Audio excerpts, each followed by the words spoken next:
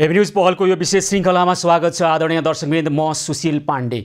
पछिल्लो केही दिन यता नेपालमा कोरोना संक्रमणको कारण सरदर 200 जनाको मृत्यु भइरहेको छ र यसरी वात्तै मृत्युदर बढ्दै गर्दा यसको प्रमुख कारण अक्सिजनको व्यवस्थापन सही ढङ्गबाट सही समयमा हुन नसकेको कारणले हो भन्ने आम बुझाइ छ र यही बुझाइलाई प्रमाणित गर्ने किसिमले आज स्वास्थ्य मन्त्रालयले यसभन्दा अगाडि केही दिन अगाडि अक्सिजन व्यवस्थापनको जिम्मा कोभिड-19 विपद व्यवस्थापन समिति सीसीएमसीले लिएको र उसको लेखापढीका कारणले गर्दा अस्पतालहरूलाई दिनुपर्ने पर्याप्त अक्सिजन पुग्न नसकेको कोटा अन्तर्गत पाउने अक्सिजन पनि पुग्न नसकेका कारणले धेरै व्यक्तिले अक्सिजन अभावकै कारणले ज्यान गुमाइरहेको कारणले गर्दा आजबाट अक्सिजन व्यवस्थापनको जिम्मा स्वास्थ्य मन्त्रालयले आफैले लिएको घोषणा गरिरहेको छ। केही अगाडि अक्सिजन कार्यदल पनि निर्माण भएको थियो र त्यो अक्सिजन कार्यदलका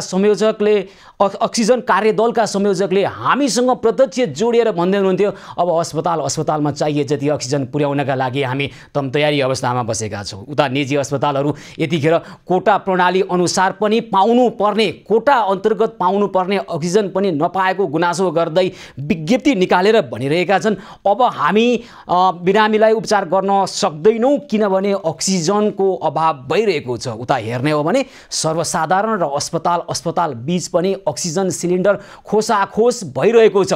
ट्रमा सेन्टरको एउटा घटनाले इङ्कित गरिरहेको छ, अब जसले सक्यो त्यसले अक्सिजन लाँदैछन्, जसले सक्छ, जसको शक्ति उसको भक्ति भने जस्तो जसले सक्छ उसले अक्सिजन लाने। घर घरमा भएका अक्सिजनहरू बिरामीसँगै अस्पताल आउने गरेका कुराहरू पनि आइरहेका छन्। हामी भनिरहेका छौँ अक्सिजन स्टक गरेर आफ्नो घरमा राख्ने अहिले काम गर्नु हुँदैन। तपाईँलाई पर्दा जोगाड गर्नको निमित्त तपाईँले एउटा अक्सिजनलाई घरमा राख्दै गर्दा यतिखेर अरू कोही मर्दै गर्दा त्यो अक्सिजनको सदुपयोग हुन सक्थ्यो, त्यसकारण त्यो अक्सिजनको सदुपयोग हुन पाएन। यसको एउटा चुस्त व्यवस्थापन हुनुपर्ने हो। हुन त स्वास्थ्य मन्त्रालयले आजै एउटा विज्ञप्ति सार्वजनिक गरेर अस्पताल र सर्वसाधारणलाई अक्सिजन अभाव भएमा यी टेलिफोन नम्बरमा टेलिफोन गर्नुहोस्, हामी अक्सिजन पुर्याउँछौँ भनेर दुईटा टेलिफोन नम्बर सार्वजनिक गरेको छ।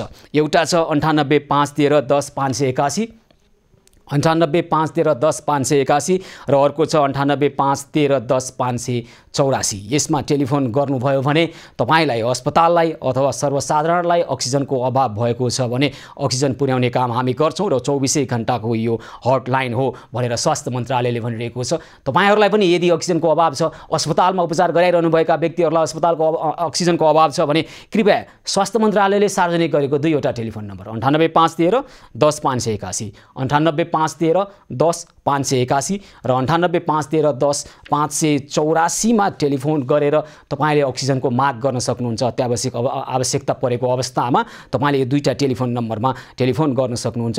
र दर्शकवृन्द, पछिल्लो 24 घण्टामा 230 जनाको मृत्यु भएको छ भने अहिलेसम्म 4669 जनाले कोरोनाकै कारण नेपालमा मृत्युवरण गरेका छन् र यसरी पछिल्लो समय मृत्यु दर जसरी वात्तै बढेको छ यसमा अक्सिजनको चुस्त व्यवस्थापन हुन नसकेका कारणले यो अवस्था सिर्जना भएको आज स्वास्थ्य मन्त्रालयले पनि जनाएको छ। केही दिन अगाडि कोभिड-19 विपद व्यवस्थापन समिति सीसीएमसीले नै अहिले अक्सिजनको आपूर्ति गर्दै आएको थियो, कोटा प्रणालीलाई निर्धारण गरेको थियो र सीसीएमसीको लेखापढीका कारणले गर्दा पनि अस्पतालको शैय्यामा बिरामीहरू छटपटाउँदै गर्ने र लेखापढी गर्दै गर्दा अक्सिजन पुर्याउन ढिला हुने भएको कारणले गर्दा पनि यी व्यक्तिहरूको ज्यान गएका कुराहरू आइरहेका छन्। अब भने चुस्त ढङ्गले स्वास्थ्य मन्त्रालय आफैले अक्सिजनको व्यवस्थापन गरोस्, हामीसँग भएका अक्सिजनको सही सदुपयोग गरोस् र नभएका अक्सिजनलाई यहीँ तुरुन्तै उत्पादन गर्नको निमित्त कसले के गर्न सक्छ, निजी क्षेत्रले के गर्न सक्छन् र सरकारी संयन्त्रले के गर्न सक्छ र अन्य यो क्षेत्रमा लागेका व्यक्तिहरूले के गर्न सक्छन् त्यतातर्फ ध्यान दिनुपर्छ। हामी भनिरहेका छौँ अहिले चाहिँ तपाईँलाई अक्सिजनको अभाव छ भने अस्पतालमा उपचार गराइरहनु भएको छ, अक्सिजन छैन, तपाईँको बिरामीलाई अहिले अक्सिजन चाहिन्छ भने 98 513 10 581, 98 513 10 581 र 98 513 10 584 मा टेलिफोन गर्नुहोस्। स्वास्थ्य मन्त्रालयको यो 24 घण्टा सञ्चालन हुने हटलाइन हो र यसले अक्सिजनको व्यवस्थापन गर्नेछ भन्ने खालको दाबी स्वास्थ्य मन्त्रालयको छ। के हो, हामी पनि यदि हामीसँग अहिले थुप्रै दर्शकहरूले अक्सिजन चाहिएका खबरहरू गरिरहेको खबर मैले प्राप्त गरेको छु र उहाँलाई यदि अक्सिजन चाहिएको छ के छ अवस्था हामी बुझ्ने प्रयास गर्छौँ र हामी 98 5 10 581 98 5 10 584 मार्फत अक्सिजनको व्यवस्थापन गर्ने प्रयास पनि गरिरहेका छौँ र यी नम्बरहरू धेरै जनतालाई थाहा नभएको पनि हुनसक्छ। विशेष गरी अब यो काठमाडौँ उपत्यकामा रहेका व्यक्तिहरूको लागि उपयोगी हुने टेलिफोन नम्बर हो र काठमाडौँ उपत्यकाभित्र चाहिँ यस मार्फत अक्सिजनको व्यवस्थापन हुन्छ भन्ने कुरो आएको छ र देशका अन्य भूभागमा पनि अक्सिजनको व्यवस्थापनको लागि स्वास्थ्य मन्त्रालयले के तयारी गरेको रहेछ हामी यस बारेमा पनि बुझ्ने प्रयास गर्छौँ र हामीसँग अहिले केही दर्शकहरूले अक्सिजन अभाव भयो भनेर टेलिफोन आइरहेका खबरहरू प्राप्त गरेका छौँ र यसका बारेमा हामी के गर्न सक्छौँ उहाँहरूलाई सहयोग गर्ने प्रयास गरिरहेका छौँ। र केही दिन अगाडि आदरणीय दर्शकबिन कैलालीको टिकापुर अस्पतालमा एनेस्थेसियाको डाक्टरको अभावका कारणले त्यहाँ रहेका आइसियु बेड र त्यहाँ रहेका भेन्टिलेटर सञ्चालनमा आउन नसकेको उता मानिस मरिरहेका खबरहरू हामीले प्राप्त गरेका छौँ र अहिले आजै पनि हामीले स्वास्थ्य मन्त्रालयका सहप्रवक्ता डाक्टर समीर अधिकारीसँग यो कुराकानी गऱ्यौँ। जुम्लामा रहेका एनेस्थेसियाका केही डाक्टरहरू अहिले त्यहाँ आपतकालीन रूपमा पठाउन सकिने कुरा उहाँबाट आएको छ र हामी अपेक्षा गर्छौँ अबको केही दिनमा कैलाली टिकापुरमा रहेको टिकापुर अस्पतालले आइसियु र भेन्टिलेटर सञ्चालन गर्ने जनशक्ति प्राप्त गर्नेछ। एनेस्थेसियाको चिकित्सकलाई त्यहाँ पठाउनु हुनेछ। स्वास्थ्य मन्त्रालयका सहप्रवक्ता डाक्टर समीर अधिकारीले हामीलाई उहाँले त्यो खालको जवाफ दिनुभएको छ। हामी छिटोभन्दा छिटो त्यो प्रयास गर्छौँ भन्नुभएको छ। अबको केही दिनमा कैलालीको टिकापुरमा सम्बन्धित जनशक्ति एनेस्थेसियाको डाक्टर पुग्नेछन्। हामी यसको लागि फलोअप पनि गर्नेछौँ र त्यसै गरी दर्शकबिन आज दिउँसो सनसनीपूर्ण रूपमा सामाजिक सञ्जालमा एउटा खबर सार्वजनिक भयो। ट्रमा सेन्टरमा ल्याएको अक्सिजन प्रहरीका ठुला हाकिमले खोसेर लगे भन्ने कुरो आएको छ। यसको वास्तविकता पनि बुझ्ने हामी प्रयास गर्छौँ। नेपाल प्रहरी यतिखेर अग्रपङ्क्तिमा रहेर काम गरिरहेको हामीले पाइरहेका छौँ र कतिपय सम्बन्धमा त्यो नहुन सक्ने अवस्था पनि होइन, त्यो हुनसक्छ। त्यस्ता खालका समस्याहरू आउन सक्छन्। त्यो समस्याको चुरोमा पुगेर हामी के रहेछ बुझ्ने प्रयास गरिरहेका छौँ। यतिखेर भने कोही दर्शक टेलिफोन सम्पर्कमा आउनुभएको खबर मैले पाएको छु। टेकुबाट राजबहादुर राजकर्णिकार टेलिफोन सम्पर्कमा आउनुभएको छ। हजुर राजबहादुरजी नमस्कार, कार्यक्रममा स्वागत छ यहाँलाई। हजुर नमस्कार। हजुर के छ भन्नुहोस् त यहाँको कुरा। मेरो छोरालाई चाहिँ अक्सिजन लेभल घटेछ, कोरोना संक्रमित भयो। अक्सिजन चाहिँ अहिले 82 भएछ होइन। अक्सिजन नपाएर हैरान भइरहेको थियो क्या हजुरको। कहाँ हुनुहुन्छ अहिले तपाईँको छोरा, कहाँ छन्? मेरो छोरा चाहिँ अहिले सामाखुसीमा घरमै घरमै छ अघि। हजुर। अनि अहिले मैले फोन गरेर उसलाई चाहिँ यहाँ टेकुको बुधबारे हस्पिटलमा इमर्जेन्सीमा ल्याऊ भनेको छु। म टेकु बस्छु। अहिले यता पुगे कि पुगेन थाहा भएन अघि, तर अक्सिजनको एकदमै समस्या भएछ कि हजुरको। नै गाह्रो भयो। अक्सिजनको समस्या भएको छ भने अहिले तपाईँको छोरालाई कुन अस्पताल लगेको जानकारी छ तपाईँलाई? हामी त्यहाँ नै अक्सिजन पुर्याउनको लागि स्वास्थ्य मन्त्रालयले सार्वजनिक गरेको यो हटलाइनमा फोन गर्छौँ। अहिले तपाईँको छोरा कहाँ, घरमा कि कुनै अस्पतालमा? अब अहिले हस्पिटल ल्याउँदैछ बुधबारी टेकुमा। कुन अस्पताल टेकुको? बुधबारीमा। हजुर हजुर, टेकुको कुन अस्पताल भन्नुभयो? बुधबारीमा छ एउटा हस्पिटल होइन हजुरको। म हस्पिटलको नाम त्यति जानकारी भएन मलाई। बुधबारी भनेपछि टेकुमा थाहा हुन्छ। टेकुको त्यही सर्वरोग अस्पताल कि अर्को कुनै अस्पताल? सर्वरोग होइन, प्राइभेट हस्पिटल हो। ल टेकुको एउटा प्राइभेट, तपाईँ स्पष्ट भन्न सक्नु भएन कुन अस्पताल हो? हामी त्यहाँ नै अहिले समन्वय गर्ने प्रयास गर्छौँ। कृपया स्वास्थ्य मन्त्रालयले सार्वजनिक गरेको 98 5 10 581 टेलिफोन यो हटलाइनमा टेलिफोन गरौँ। र राजबहादुर राजकर्णिकार तपाईँले चाहिँ कुन अस्पताल बुझेर हामीलाई भन्ने प्रयास गर्नुहोस् त। तपाईँको छोरालाई अहिले कुन अस्पताल लगिएको छ? यहाँ टेकुमा एउटा भिभा ब्याङ्कुट भन्ने छ होइन, त्यही एउटा हस्पिटल छ क्या त्यो भिभा ब्याङ्कुटकै बिल्डिङमा। त्यो हस्पिटलको नाम चाहिँ मलाई याद भएन। त्यहाँ ल्याउने प्रयास गर्दैछ। अनि त्यहाँ इमर्जेन्सी त्यहाँ पनि ठाउँ छैन भन्दै थियो। म रिक्वेस्ट गरेर इमर्जेन्सीमा अहिले बोलाएको छु होइन। सायद आइपुगे कि पुगेन, फोन चाहिँ आएको छैन मलाई। ल तपाईँले त्यो अस्पतालको स्पष्ट नाम र ठेगाना थाहा पाएर हामीलाई जानकारी गराउनुहोस्। हामी चाहिँ अहिले स्वास्थ्य मन्त्रालयले सार्वजनिक गरेको दुईवटा हटलाइन मध्ये एउटा हटलाइनमा टेलिफोन गर्छौँ र त्यहाँ अक्सिजन पुर्याउनका लागि प्रयास गर्छौँ। कम्तीमा तपाईँले आफ्नो छोरो कहाँ लाँदैछ, कुन अस्पताल भन्ने कुरो जानकारीमा राख्नु पर्थ्यो यो खालको हेलचक्र नै तपाईँबाट पनि भइरहेको छ, यस्तो नहोस्। हामी यो आग्रह गरिरहेका छौँ। तपाईँ टेलिभिजनलाई फोन गरिरहनु भएको छ र आफ्नो छोरो कहाँ छ थाहा छैन, कुन अस्पताल लगिँदैछ त्यो पनि जानकारी छैन, यति हेलचक्र चाहिँ नगर्नु होला। तपाईँले बुझेर कुन अस्पताल हो त्यो बुझेर हामीलाई टेलिफोन भन्नुहोस्, हाम्रा साथीहरूलाई मित्रहरूलाई। त्यहाँ हामी चाहिँ यति 98 513 10 581 कृपया टेलिफोन लगाउँ। उहाँहरूले कसरी व्यवस्थापन गर्नुहुँदो रहेछ र यतिखेर पनि अक्सिजन चाहिएको खबर आएको छ। सामाखुसीका राजबहादुर राजकर्णिकारले उहाँको छोरा अहिले टेकुको एउटा अस्पताल भन्नुभएको छ, सर्वरोग अस्पताल होइन, अथवा अस्पतालको नाम उहाँलाई थाहा छैन, तर पनि हामी प्रयास गरिरहेका छौँ। हटलाइन टेलिफोन नम्बर 98 513 10 581 स्वास्थ्य मन्त्रालयको यो टेलिफोन गर्ने प्रयास गरिरहेका छौँ। कस्तो व्यवस्थापन हुँदो रहेछ र कसरी गर्न सकिन्छ, उहाँले कसरी व्यवस्थापन गर्नुभएको छ हामी बुझ्ने प्रयास गरिरहेका छौँ। दर्शकबिन, तपाईँहरूलाई पनि यदि अक्सिजनको आवश्यकता छ, अत्यावश्यक अक्सिजनको आवश्यकता परिहाल्यो, कहाँ भन्ने अवस्था छ भने यतिखेर हटलाइनमा टेलिफोन सम्पर्क भएको छ। हजुर नमस्कार, कार्यक्रममा स्वागत छ। हजुर धन्यवाद। हामी एबी न्युज टेलिभिजनको प्रत्यक्षमा बोलिरहनु भएको छ तपाईँ। अनि अब सुन्नुहोस् न, तपाईँहरूले आज सार्वजनिक गर्नुभएको यो 2टा टेलिफोन नम्बर, यसमा कसरी अक्सिजनको आपूर्ति गर्नुहुन्छ? भर्खरै हामीलाई सामाखुसीबाट राजबहादुर राजकर्णिकारले उहाँको छोरा कोरोना सङ्क्रमित हुनुहुन्छ, अक्सिजन लेभल घटेर 82 मा पुगेको छ, टेकुको एउटा अस्पताल लाँदै हुनुहुन्छ भनेर उहाँले जानकारी गराउनु भएको छ। त्यो सर्वरोग अस्पताल त होइन, एउटा निजी अस्पताल। उहाँले पुनः बुझेर हामीलाई खबर गर्नुहुन्छ, बाटोमै हुनुहुन्छ अहिले, त्यहाँ अक्सिजनको अभाव छ भन्नुभएको छ। के गर्न सकिएला? अब के रहेछ भन्दाखेरि अहिले यो जुन कोभिड-19 को दोस्रो लहरको यो जुन अहिले भयावह अवस्था जुन छ, सिर्जना जुन यसले गरेको छ हाम्रो देशमा, यो विषम परिस्थितिमा हाम्रो यो सङ्क्रमितहरूको दिनादिन यो सङ्ख्याहरू पनि बढ्दै गइरहेको छ। त्यो अनुसारले अक्सिजनको जुन सप्लाई छ, त्यो डिमान्ड अनुसारको जुन हुनुपर्ने त्यो सप्लाई हामी कहाँ कमी नै छ होइन भनौँ न। अब त्यो अनुसार सप्लाई अनुसार हामीले तर पनि त्यो ठ्याक्कै चाहिने व्यक्तिहरूलाई, अब त्यो चाहिने व्यक्तिहरूलाई त्यो अक्सिजन दिनु पर्यो। अब विगतमा नचाहिने मान्छेहरूलाई पनि, बिरामीहरूलाई पनि भनौँ न, साधारण माइल्ड केसहरूलाई पनि उहाँहरूलाई अक्सिजन दिएर होइन त्यो अक्सिजन मिसो जस्तो पनि भयो कि। अब त्यसको लागि हामीले के गरेका छौँ भन्दाखेरि हामीले स्क्रिनिङ हस्पिटलहरू पनि हामीले छुट्याएका छौँ है अहिले तत्कालको लागि। स्क्रिनिङ हस्पिटलहरूबाट जस्तै कि स्क्रिनिङ हस्पिटलहरूमा सिभिल सर्भिस अस्पताल, मिन भवन वीर अस्पतालको सर्जिकल ब्लक, प्रसुति गृह, कुपण्डोल सहित गङ्गालाल हृदय केन्द्र, जनमैत्री अस्पतालहरू, उहाँहरूले यिनी 20वटा हस्पिटलहरू जुन यो छ स्क्रिनिङ हस्पिटल, यहाँबाट हामीले उहाँहरूले स्क्रिनिङ गर्नुहुन्छ। माइल्ड केसहरूलाई उहाँहरूले अब उहाँहरूको निगरानीमा भनौँ न घरमा पठाएर उहाँहरूले ट्रिटमेन्ट दिनुहुन्छ, मेडिकेसनहरू के हुनुहुन्छ त्यो प्रिस्क्राइब गरिदिनुहुन्छ उहाँहरूले।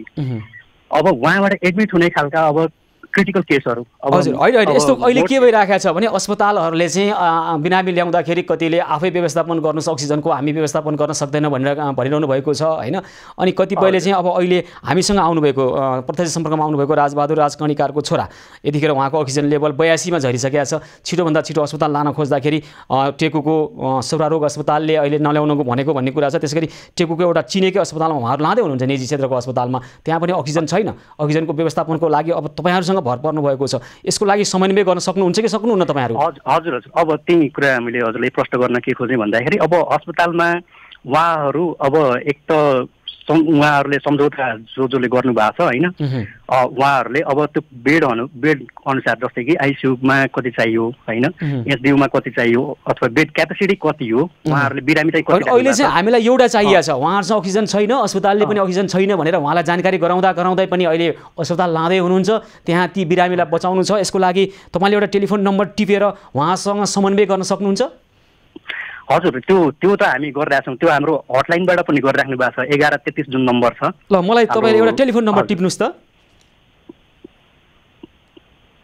हजुर 98 43 98 43 34 34 65 65 60 98 43 34 65 60 राजबहादुर राजकर्णिकार, उहाँ अहिले उहाँको छोरालाई अस्पताल लगिँदैछ टेकुको एउटा निजी अस्पतालमा। तपाईँले कृपया समन्वय गरेर उहाँको अवस्था के रहेछ, यदि उहाँको त्यहाँ अहिले अस्पतालले व्यवस्थापन गर्न सकेन भने 1 सिलिन्डर अक्सिजन पठाउन सकिन्छ? हजुर उहाँको के अरे यो कुन हस्पिटलमा लगिराख्नु भएको छ त्यो उहाँलाई बुझ्नु पर्ला। हामीले यहाँ बुझ्ने प्रयास गर्दा उहाँहरू यति हतारमा हुनुहुन्छ कि निजी अस्पताल भन्नुभएको छ। हजुर यो नम्बर भयो, उहाँसँग अब हामी यो कन्ट्याक्ट गर्छौँ होइन। कति समय लाग्छ यहाँलाई? अब कस्तो हुन्छ भन्दाखेरि यो जुन हामीले आजबाट जुन स्वास्थ्य मन्त्रालयले यो अक्सिजनको जुन हामीले पूर्ति गर्ने जुन यो कार्यभार उठाएको छौँ, यो हस्पिटलहरूले उहाँहरूले कति चाहिन्छ उहाँहरूले हामीलाई पठाउनुहुन्थ्यो, बेड अनुसार यति अक्सिजन चाहियो पठाउनुहुन्छ उहाँहरूले। जुन कार्य आजैबाट भइरहेछ स्वास्थ्य मन्त्रालयबाट, पहिला सिएमसीबाट भइरहेको थियो होइन, आजबाट स्वास्थ्य मन्त्रालयबाट भइरहेछ।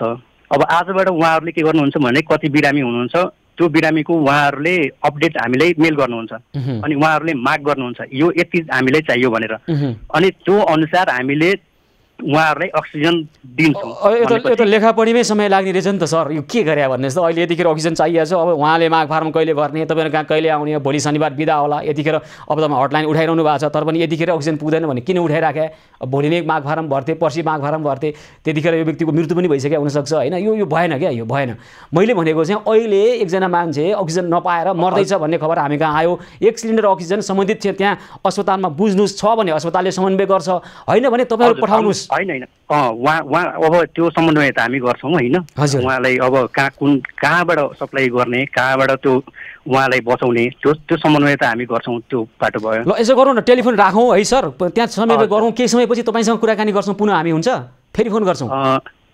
यसमा हुन्छ, तपाईँको टेलिफोन पनि धेरै व्यस्त हामी बनाउँदैनौँ किनभने अरूको पनि फोन आइराखेको हुन्छ होला नि होइन। हजुर हजुर, अब सप्लाईहरूको त्यही। कृपया तपाईँले तुरुन्तै 9843 34 65 60मा टेलिफोन गरेर बुझेर त्यहाँ अक्सिजन छैन भने पुर्याउने प्रयास गरौँ र थप अरू समस्यामा हामी पुनः जोडिएर कुराकानी गर्छौँ है त। यहाँ म हजुरलाई एउटा कुरा भनिदिइहालौँ, के भन्दाखेरि अब जुन उहाँहरूले जुन माग गर्नुहुन्छ नि हजुर, त्यो माग अनुसार हामीले उहाँहरूलाई त्यो भन्छौँ यति सिलिन्डर तपाईँहरूको उस छ, तपाईँहरू सप्लायरबाट लिनुहोस् भनेर होइन। जसरी हुन्छ अहिले अक्सिजन चाहियो, तपाईँले जसरी व्यवस्था गर्नु त्यहीँबाट पठाए पनि पठाउनुहोस्, अरूबाट ल्याएन ल्याउनुहोस्, जसरी भने अक्सिजन चाहियो। बुझ्यो, त्यो त बुझ्यो, तर उहाँसँग हामी बुझ्छौँ उहाँहरूले कुन सप्लायरबाट अक्सिजन त्यो ल्याउनु भयो होइन। हजुर, अनि त्यो कति अध्यावधि गरेर होइन बुझ्दै बिरामी सङ्क्रमितको ज्यान नजाओस्, अक्सिजन अभावको कारणले मानिस मर्ने स्थिति नआओस्, छिटोभन्दा छिटो ती व्यक्तिलाई अक्सिजन पुर्याउने काम गरौँ न हामी, हुन्न? हजुर, होइन त्यो काम त गर्नै पर्छ किनभने त्यो त प्रायोरिटी हो। हजुर, किनभने सबै हामी गरिरहेकै। ल एकछिन पछाडि फेरि जोडेर हामी कुराकानी गर्छौँ तपाईँसँग है। हस् यहाँलाई धेरै धेरै धन्यवाद छ। स्वास्थ्य मन्त्रालयले सार्वजनिक गरेको टेलिफोन नम्बर 98 513 10 581 यो हटलाइनमा यतिखेर हामीसँग राजबहादुर राजकर्णिकार आउनुभएको थियो। आफ्नो छोराको कोरोना सङ्क्रमणको कारणले उहाँको अवस्था गम्भीर हुँदै गइरहेको छ, टेकुको एउटा निजी अस्पतालमा लैजाँदैछौँ हामी भन्नुभएको छ र अक्सिजन चाहियो भनेपछि हामीले यो हटलाइनमा टेलिफोन गरेर अक्सिजनको व्यवस्थापन गर्ने प्रयास गरिरहेका छौँ। तर कता कता लागिरहेको छ सरकारी यस्ता कामहरू, लेखापढीमै बढी समय जाने भयो। अब कुन चाहिँ उद्योगबाट आउनुपर्ने अक्सिजन आयो कि आएन, कति छ बुझ्दा यी व्यक्तिको ज्यान नजाओस्, हामी त्यो आग्रह गरिरहेका छौँ। छिटोभन्दा छिटो उहाँलाई अक्सिजनको पहिला व्यवस्थापन गरौँ, त्यसपछि लेखापढीका कामहरू गरौँला। त्यसो लेखापढी पहिला गर्न थाल्ने र व्यक्तिको ज्यान जाने परिस्थिति अहिले कोभिड-19 विपद व्यवस्थापन समितिले अक्सिजनको व्यवस्थापनको लागि लिएको जिम्मेवारीको करिब 4-5 दिनमा धेरैको ज्यान गयो भनेर स्वास्थ्य मन्त्रालयको बुझाइ छ। हाम्रो पनि त्यही बुझाइ हो। त्यसकारण यतिखेर छिटोभन्दा छिटो सङ्क्रमित अथवा आवश्यक व्यक्तिलाई अक्सिजन पुर्याउने कामलाई प्राथमिकता दिउँ, लेखापढी र अरू प्रक्रियालाई पछि गर्दै गरौँला। गर्नु त त्यो पनि पर्ला, गर्दै गरौँला। पहिला ज्यान जोगाउने यो अभियानमा हामी लागेका छौँ। तपाईँ हामी सबै मिलेर अहिले जनताको ज्यान जोगाउन लागौँ। हेभी न्युज पहलको यो विशेष श्रृङ्खला निरन्तर जारी रहनेछ, हामीसँगै रहनुहोला।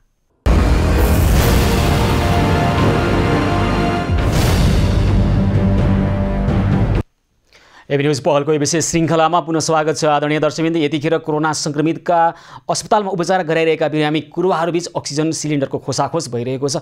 अस्पताल बीच पनि हारालुस भइरहेको, अक्सिजन अभाव भइरहेको मुख्यमन्त्री आफैले प्रयास गर्दा पनि अक्सिजन प्राप्त गर्न नसकेका अस्पतालका सञ्चालकहरूले बताइरहेका छन् र एक खालको समस्यालाई समाधान गर्नका निमित्त एक खालको द्वन्द्व हुने स्थिति पनि देखा पर्यो। हारालुस गर्दा, लुचाझुडी गर्दा आफ्ना बिरामीलाई बचाउनको लागि जसरी अहिले मानिसहरू यसरी काम गरिरहेको, यसरी भिडभाड भइरहेको छ, यसले कोरोनाको सङ्क्रमण बढाउने त छँदैछ, उता जुन खालको अमानवीय खालको परिस्थिति देखा पर्दैछ। यो के भइरहेको छ? ट्रमा सेन्टरको कुरा गर्ने भने काठमाडौँ ट्रमा सेन्टरमा पनि अहिले अक्सिजनको अभाव भएका खबरहरू आउँदै गर्दा हामी यतिखेर के छ ट्रमा सेन्टरको अक्सिजनको व्यवस्थापनको अवस्था भन्ने बारेमा कुराकानी गर्नका निमित्त ट्रमा सेन्टर काठमाडौँका निर्देशक डाक्टर सन्तोष पौडेल प्रत्यक्ष सम्पर्कमा हुनुहुन्छ।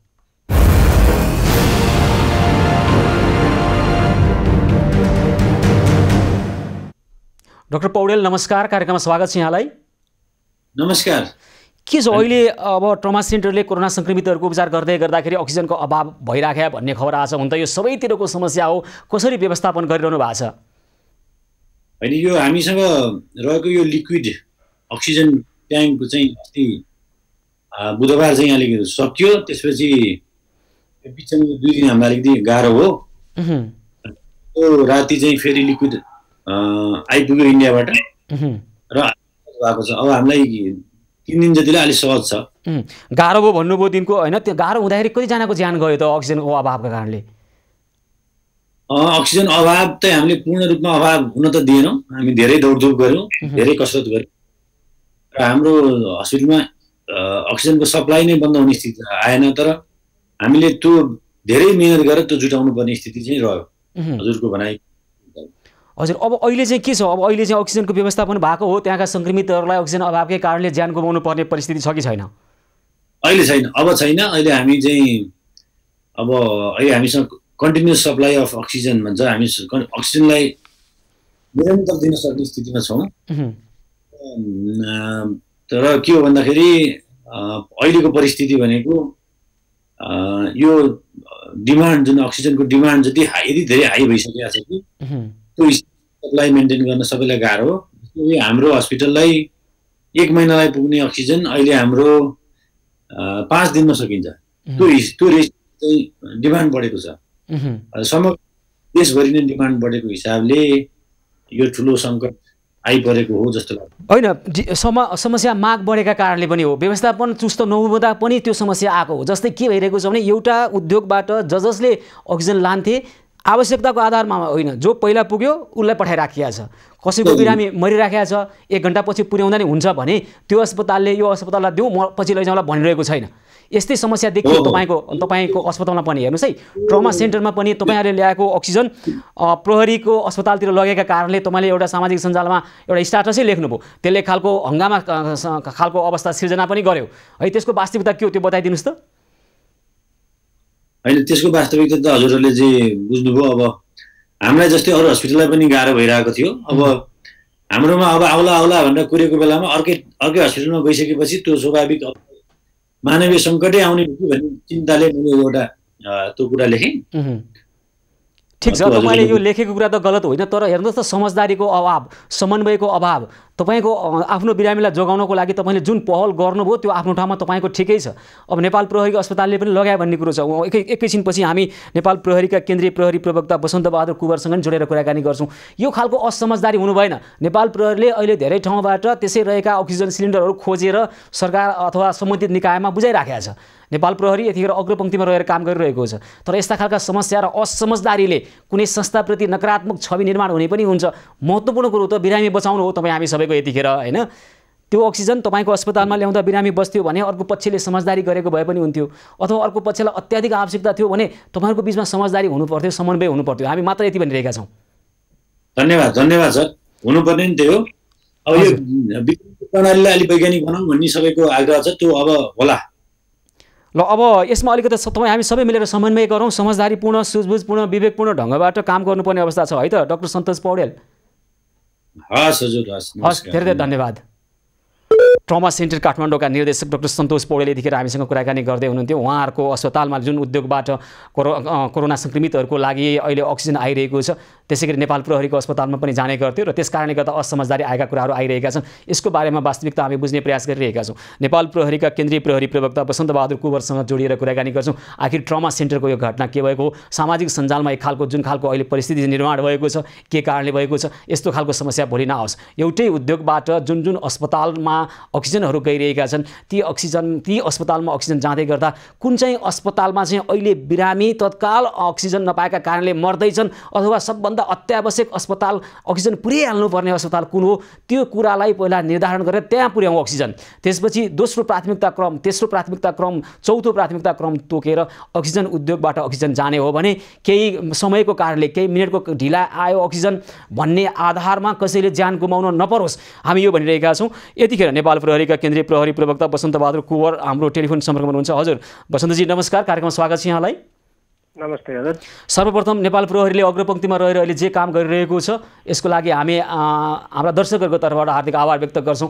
अझै तपाईँहरूको भूमिकाको अपेक्षा छ। राष्ट्र र जनतालाई सकस परेको बेलामा, अप्ठ्यारोमा परेको बेलामा तपाईँ हामीले खेल्नुपर्ने भूमिका हामी खेलिरहेका छौँ, यहाँहरू खेलिरहनु भएको छ, यसको लागि धन्यवाद। र अहिले चाहिँ यो अक्सिजन सिलिन्डरको खोसाखोस हारालुजको स्थिति आयो ठाउँ ठाउँमा, यसलाई कसरी व्यवस्थापन गर्ने होला? अनि यसको सन्दर्भमा नेपाल सरकारको निर्णय अनुसार अक्सिजन उद्योगहरू र अक्सिजनको कारोबार हुने अन्य ठाउँहरूमा नेपाल प्रहरीले निगरानी गर्ने भन्ने निर्णय अनुसार नेपाल प्रहरीले अक्सिजन उत्पादन गर्ने उद्योगहरूमा निगरानी गर्ने र अहिलेको सन्दर्भमा यो अक्सिजनलाई स्वास्थ्य प्रयोजनको लागि मात्रै केन्द्रित गर्ने र व्यवसाय प्रयोजनमा प्रयोग भएका अक्सिजनहरूलाई स्वास्थ्य प्रयोजनको लागि प्रयोग गर्ने सन्दर्भमा कलेक्सन गरेर डाइभर्ट गर्ने भन्ने सन्दर्भको कुरालाई लिएर नेपाल प्रहरीले विगत करिब 10 दिनदेखि काम गरिरहेको छ र अहिले करिब 7200 प्लस सिलिन्डरहरू सङ्कलन गरेर स्वास्थ्य प्रयोजनमा ल्याइसकेको अवस्था छ र पछिल्लो समयमा सिसिएमसीको निर्णय अनुसार यसलाई चाहिँ वितरण गर्ने र जिल्लामा डिसिसिएमसीको निर्णय अनुसार यसलाई वितरण गर्ने भन्ने अनुसार अब नीतिगत तहमा सम्बन्धित अधिकार प्राप्त संयन्त्र जुन छ त्यसको संयन्त्रको निर्णय अनुसार यसलाई वितरण गर्ने काम चाहिँ नेपाल प्रहरीले गरिरहेको अवस्था छ। अब एउटा घटना आयो विशेष गरी ट्रमा सेन्टरको सम्बन्धमा। ट्रमा सेन्टरलाई आवश्यक परेको अक्सिजन ल्याउँदै गर्दा नेपाल प्रहरीको एकजना ठुला अधिकृतले लिएर गइदिए भन्ने खालको सामाजिक सञ्जालमा जुन खालको कुराहरू आइरहेको थियो र त्यसलाई खण्डन गर्नको लागि नेपाल प्रहरीका महानिरीक्षककै सचिवालयले त्यसको खण्डन गरेको अवस्था छ होइन। के हो यसको वास्तविकता? हामी के भनिरहेका छौँ भने यतिखेर सुझबुझ विवेकको प्रयोग गरौँ, जहाँ अत्यावश्यक छ अक्सिजन त्यहाँ पुर्याइहालौँ, अलि ढिला पुर्याए हुने ठाउँमा दोस्रो प्राथमिकतामा राखौँ, किनभने सबैतिरको ज्यान जोगाउनु पर्ने मानवीय मूल्य मानव जीवनको मूल्य उस्तै हो। यो असमझदारी अथवा यो खालको के खालको अवस्था सिर्जना भयो? किन हो? यहाँको भनाइमा के हो? होइन, यो अब सबै कुराहरू विज्ञप्तिमा छ, त्यो आधिकारिक धारणा त्यही नै हो। कसैको आवेगमा यी कुराहरू आएका मात्रै हुन्। यसलाई चाहिँ अब व्यक्तिले एउटा तथ्य एउटा हुन्छ, व्यक्तिले आफ्नो आफ्नो हिसाबले परिभाषित गर्ने, त्यसलाई चाहिँ अफवाह फैलाउने हिसाबले मात्रै एउटा होइन। यो आवेग होइन कुँवरजी, यो आवेग होइन, भएको के रहेछ भने नि तपाईँले विज्ञप्तिमा छ भन्नुभयो है, विज्ञप्ति हामीले नि हेरेका छौँ। भएको के रहेछ भने नि एउटै उद्योगबाट ट्रमा सेन्टर र नेपाल प्रहरीको अस्पतालमा अक्सिजन आउँदै थियो, एउटै उद्योगबाट, र त्यहाँ एक ठाउँमा जानुपर्ने अक्सिजन अर्को ठाउँमा गयो, ट्रमा सेन्टरमा जानुपर्ने अक्सिजन केही समयपछि आयो। यो असमझदारी भएको छ, यो असमझदारी भएको छ होइन होला, किनकि हाम्रो पनि अस्पताल छ, हाम्रो पनि अस्पतालमा बिरामीहरू छन्। नेपाल प्रहरी, भूपू प्रहरी लगायत सर्वसाधारण नागरिकलाई पनि हामीले करिब 220 प्लस मान्छेहरूलाई अहिले पनि उपचार गरिरहेका छौँ। त्यहाँ पनि अक्सिजन चाहिन्छ होइन। त्यही त भन्दैछौँ त हामी, चाहिन्छ, दुवैतर्फ जानु पर्थ्यो होइन। तर प्राथमिकता कता हो? मेरो कुरा सुन्नुहुन्न होइन, मेरो कुरा सुन्नुहुन्न भने मैले भन्नु कुरा जरुरी छैन। तपाईँले आफ्नो कुरा प्रमाणित गर्ने हिसाबले कुरा गर्नुहुन्छ। तपाईँले मेरो कुरै बुझ्नु भएन क्या। मेरो कुरो के हो भने नि बुझ्ने प्रयास गर्नु र तपाईँको विज्ञप्तिमा जे छ त्यही भनिरहेको छु। तपाईँले बरु विज्ञप्ति कुरा बुझ्नु भएर हुन्छ है। के छ त्यहाँ भने एउटै उद्योगबाट दुईतर्फ नै अक्सिजन जान्थ्यो है, तर ट्रमा सेन्टरतिर ल्याएको अक्सिजन चाहिँ त्यहाँ कोही व्यक्ति हुनुहुन्थ्यो, उहाँले नेपाल प्रहरीतर्फ आएको हो भनेर लिएर जानुभयो। त्यहाँ असमझदारी सिर्जना भयो क्या, भएको यति हो। होइन, असमझदारी हुँदै होइन, किनकि त्यो अक्सिजन उद्योगबाट नेपाल प्रहरीले पनि नेपाल प्रहरी अस्पतालले अक्सिजन ल्याउँथ्यो। अब ट्रमा सेन्टरले पनि सायद त्यहाँबाट लाने होला, त्यो कुरो ट्रमा सेन्टरले बुझेन, कोटा टोकेको छ, उहाँलाई पनि कोटा टोकेको अवस्था छ।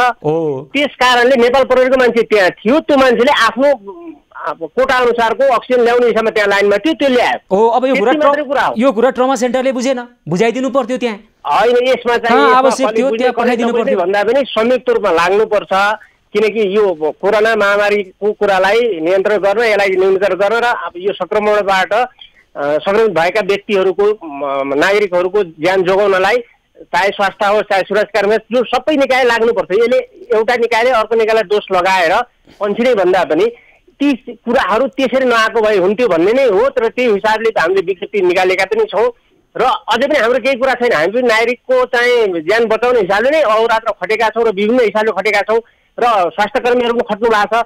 यसमा यो र त्यो भन्नुभन्दा पनि एकीकृत रूपमा संयुक्त रूपमा एकदमै चाहिँ भावनाका साथ लाग्नुपर्छ भन्ने भनाइ हो। हामी त्यही त भनिरहेका छौँ। कुरा नेपालको पनि केही छैन र मेरो पनि केही छैन। हामी त्यही त भनिरहेका छौँ। हामी कहाँ अन्यथा भनिरहेका छौँ त, हामी त्यही भनिरहेका छौँ। त्यही खालको सामान्य असमझदारीका कारणले सामाजिक सञ्जालमा जे जस्ता घटनाहरू आए त्यो कुरामा समन्वय हुनु पर्थ्यो भनेको मात्र यति भनेको हो। अब भविष्यमा यस्ता खालका समस्या आउलान् कि भनेर सचेत हुने घटना पनि हो यो वसन्तजी एउटा है। यसलाई यो पाठ सिक्ने घटना पनि हो है। नेपाल प्रहरीले गरिरहेको सकारात्मक कदमप्रति सबैको साथ समर्थन छ, तर त्यहाँ देखिएका समस्याको पनि हामी आलोचनात्मक चेत राखेर प्रश्नहरू उठाउँछौँ।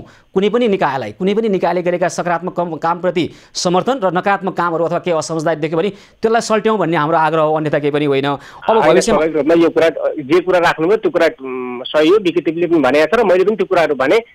यसमा त्यति साह्रै ठुलो असमझदारी त होइन, यो खाली मिडियामा आइसकेपछि मान्छेलाई शङ्का र संशय उत्पन्न भएको कुरा त्यो कुराहरू चिरेको अवस्था छ। यो शङ्का निवारण गर्ने नै हाम्रो प्रयास हो। हाम्रो यो प्रयास सफल भयो भन्ने हामीलाई अपेक्षा छ वसन्तजी। र नेपाल प्रहरीले गरिरहेका कामलाई अझ सशक्त बनाउनको लागि एकअर्कालाई सहयोग गर्दै अगाडि बढ्नुपर्ने परिस्थिति छ। तपाईँ हामी एउटै मैदानमा छौँ, यो युद्धको मैदानमा। तपाईँ हामी सबै मिलेर महामारी विरुद्ध लड्नु छ, घरभित्रको भोकमरी विरुद्ध लड्नु छ। यसो गर्नको लागि तपाईँ हामी सबै मिल्नै पर्छ, एकीबद्ध भएर अगाडि बढ्नुपर्छ। आजको लागि दिनुभएको समय र संवादका लागि धन्यवाद। पछि पनि हामी जोडेर कुराकानी गर्छौँ है त। हस्, नेपाल प्रहरीका केन्द्रीय प्रहरी प्रवक्ता वसन्त बहादुर कुँवरसँग हामी कुराकानी गर्दैथ्यौँ। केही असमझदारी छ, उहाँले भने जस्तो असमझदारी नभएको होइन, असमझदारी भएकै कारणले गर्दा, सामान्य असमझदारीको कारणले गर्दाखेरि आज सामाजिक सञ्जालमा नेपाल प्रहरी एउटा सङ्गठन नेपाली जनताको करबाट चल्ने यो सङ्गठन हो। यो नेपाली जनताले अपनत्व महसुस गर्नुपर्छ। प्रहरीका कोही अहिले वसन्त बहादुरजी त्यहाँ प्रहरी प्रवक्ता भएर आउनुभएको छ, सन्तोष पौडेलजी अहिले ट्रमा सेन्टर काठमाडौँका निर्देशक हुनुहुन्छ। व्यक्ति आउने जाने भइरहन्छ। यी संस्थाहरू नेपाली जनताका संस्थाहरू, नेपाली जनताप्रति उत्तरदायी हुनुपर्छ, नेपाली जनताप्रति जवाबदेही हुनुपर्छ। नेपाली जनताका यी संस्थाहरूमा आएका समस्यालाई समाधान गर्नका निमित्त हामीले यो पहल गरिरहेका थियौँ र अब दुवैतर्फको असमझदारी र भविष्यमा आउन सक्ने यस्ता खालका असमझदारीको पनि अन्त्य हुनुपर्छ। सामान्य असमझदारी र कसैको अहम र कसैको भावना र कसैको तत्कालमा आउने एक खालको अहङ्कारले गर्दा पनि यी समस्याहरू ठुला बनिरहेका हुन्छन्। मुख्य कुरो अहिले जनताको ज्यान जोगाउने हो। भोलि अहमका कुरा गर्दै गरौँला, भोलि आफ्ना घमण्डका कुरा र आफ्ना भावनाका कुरा गर्दै गरौँला। यतिखेर नेपाली जनताको ज्यान जोगाउनको लागि विवेक, सुझबुझ र समझदारीपूर्वक सबैले काम गर्नुपर्छ। त्यो नगरी सुखै छैन। कसैलाई त्योभन्दा बाहिर अन्यथा काम गरे छुट पनि छैन। त्यो मानवताको हिसाबले छैन, व्यावसायिक नैतिकताको हिसाबले छैन। नेपाली जनताप्रति उत्तरदायी यस्ता सङ्घ संस्थाहरूको त झन् त्यस्तो खालको अधिकार छँदै छैन। नेपाली जनताप्रति उत्तरदायी भएर काम हुनेछ भन्ने अपेक्षासहित हामी त्यही पहलमा जोडिरहनेछौँ। एभ्री न्युज पहलको यो विशेष श्रृङ्खला निरन्तर जारी रहनेछ। हामीसँगै रहनुहोला।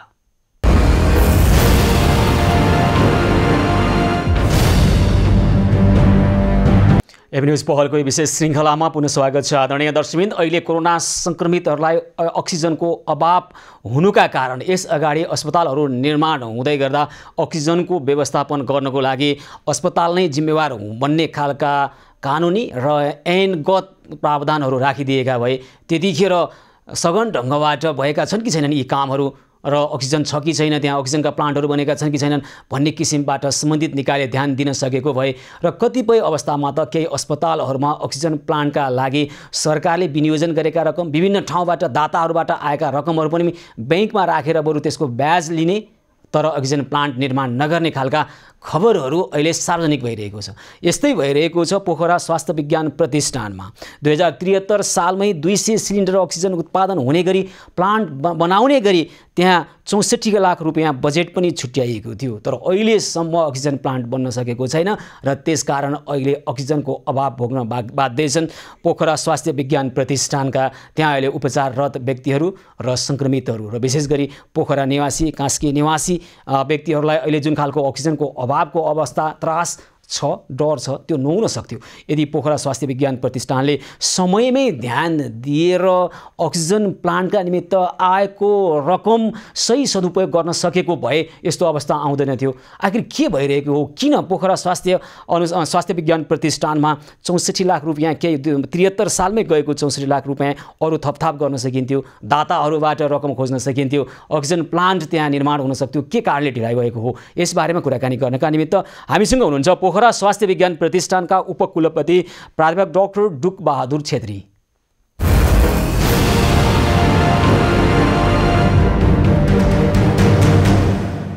हजुर नमस्कार, स्वागत छ कार्यक्रममा डाक्टर साहब यहाँलाई। हजुर नमस्कार। के छ अहिले पोखरा स्वास्थ्य विज्ञान प्रतिष्ठान र यो अस्पतालमा अहिले सङ्क्रमितहरूको लागि अक्सिजनको अवस्था अथवा यो अगाडि नै अक्सिजन प्लान्ट निर्माण हुनुपर्ने भएन, के कारणले हो भन्ने खबरहरू आइरहेका छन्। यहाँसँगै जो बुझौँ भनेर के कारणले गर्दा 73 सालमा आएको पैसाको अहिलेसम्म सदुपयोग हुन सकेन छ डाक्टर साहब, के भयो? यो हाम्रो यो कोभिडको पहिलो वेभ आउनुभन्दा अगाडि हाम्रो पोखरा स्वास्थ्य विज्ञान प्रतिष्ठान अन्तर्गतको पश्चिमाञ्चल क्षेत्रीय अस्पताललाई दैनिक 10-15 सिलिन्डर अक्सिजनको आवश्यकता पर्थ्यो।